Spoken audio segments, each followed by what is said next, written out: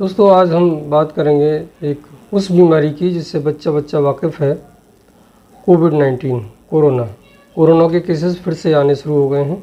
तो जैसे कि पुरानी कहावत है, बचाव ही सबसे बेहतर इलाज है। तो हम सबको उस रूल को फॉलो करना चाहिए और बीमारी से बचना चाहिए। अगर किसी को कोविड-19 है, उसने आपके सामने खांस दिया, छींक दिया, या उसका जो सलाइवा है या जो नाक का द्रव्य है वो आपके हाथ पे कहीं लग जाए और आप जगह अपना हाथ लगा दो और वो हाथ आपके नाक कान में चला जाए, तो इस तरह से फैल सकता है। जैसे कि ज़्यादातर इस तरह के केसेस होते हैं दरवाजे के हैंडल्स को पकड़ने से। आप कहीं किसी कॉमन प्लेस पे जा रहे हैं जहाँ बार बार दरवाज़ा खुलता है, तो जिसको कोविड है वो भी दरवाज़ा खुलता है क्योंकि उसने अपने नाक कान को छुआ होता है, उस पर सलाइवा लगा होता है, तो वो इन्फेक्ट कर जाता है हैंडल को। हैंडल जब आप पकड़ते हैं तो आपका हाथ भी इन्फेक्ट हो जाता है और उस हाथ से जब आप अपने मुंह को या नाक को टच करते हो तो आपको बीमारी हो जाती है।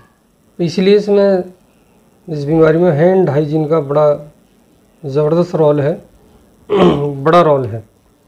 जब भी हम बचाव की बात करते हैं तो हैंड हाइजीन की बात पहले करते हैं। हैंड हाइजीन का मतलब हम अपने हाथों को हमेशा साफ़ रखें, बार बार हाथों को धुलते रहें या सैनिटाइज़र का इस्तेमाल करते रहें। यदि हम ऐसा करते रहेंगे तो वायरस हमारे हाथ तक नहीं पहुंचेगा और उस हाथ से हम खुद को इन्फेक्ट नहीं कर पाएंगे।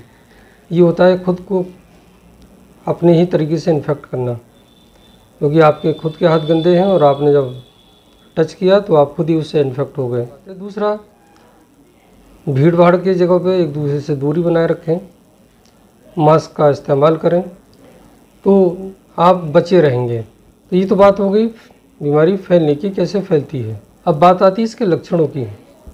लक्षण बहुत सामान्य फ्लू वाले होते हैं। कई लोगों में लक्षण सीरियस हो जाते हैं तो उनकी कंडीशन सीरियस हो जाती है, जैसे कि तेज़ बुखार आना, शरीर में दर्द होना, और एक ख़ास बात होती है कि स्वाद का चले जाना, सिर में दर्द होना।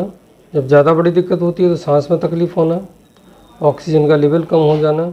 कुछ केसेस में इस बार जो है वो डायरिया देखने में आ रहा है, सीवियर डायरिया हो जाता है। कई लोगों को ये बीमारी दिमाग पर भी असर करती है तो बेहोशी में चले जाते हैं। तो इसके सामान्य से लक्षण जो एक सामान्य फ्लू के होते हैं वही लगभग लक्षण होते हैं, बहुत ज़्यादा वो उनमें बदलाव नहीं है। बात आती है कि भाई किसी को हो गया तो करें क्या। तो इसमें डरने की ज़रूरत नहीं होती। पहले भी सभी लोगों ने टेस्ट कराए हैं। एक एंटीजन टेस्ट होता है, उससे आप पता कर सकते हैं। एक RT-PCR टेस्ट होता है जो सबसे बढ़िया होता है, आप उसकी जांच करा के बीमारी का पता कर सकते हैं। बीमारी यदि है, आपकी जांच में आ गई है, तो खुद को सबसे अलग कर लें, अलग हवादार कमरे में रहें। सामान्यतः बीमारी अपने आप ही ठीक हो जाती है। यदि बुखार है तो बुखार की दवाई ले लें, पैरासिटामोल ले सकते हैं।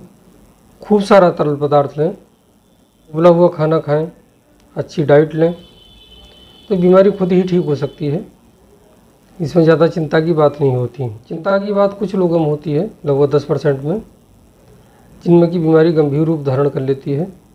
जैसे सबसे जो बड़ा गंभीर रूप होता है इसका फेफड़ों में होता है। फेफड़े काम करना कम कर देते हैं, धीरे धीरे उनकी वर्किंग कैपेसिटी कम होती जाती है और ऑक्सीजन का लेवल डाउन होने लगता है। उसी वजह से कई लोगों की जान भी चली जाती है। तो यदि किसी को सांस में तकलीफ़ हो रही है और उसका ऑक्सीजन का लेवल कम हो रहा है तो उसको तुरंत भर्ती कराएं।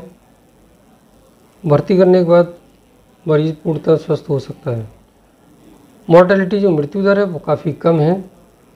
हालांकि डर इसलिए लोगों को हुआ कि उस समय बहुत सारे लोग इन्फेक्ट हुए, करोड़ों अरबों की तादाद में, तो उसमें कई लोगों की मृत्यु हुई तो वो बड़ा नंबर दिखाई दिया। लेकिन जहाँ तक हम मृत्यु की बात करें तो 1 से 2% लोगों में ही मृत्यु होती है, तो ये बड़ा छोटा नंबर है। तो इसलिए डरने की ज़रूरत नहीं है। तीसरा बात है बचाव के लिए कोरोना वैक्सीन, जो अब भी असरदार है। हालांकि ये जो नया वेरिएंट आया है, J1 वेरिएंट है ये, इस पर वैक्सीन का असर कुछ कम देखा गया है, लेकिन फिर भी बहुत सारे लोगों में वैक्सीन कारगर है। कुछ ना होने से थोड़ा होना अच्छा होता है। यदि मान लीजिए 10 में से वैक्सीन ने 5 लोगों को भी बचा लिया तो वो अच्छी बात है। वैक्सीन ज़रूर लगवाएं। धन्यवाद।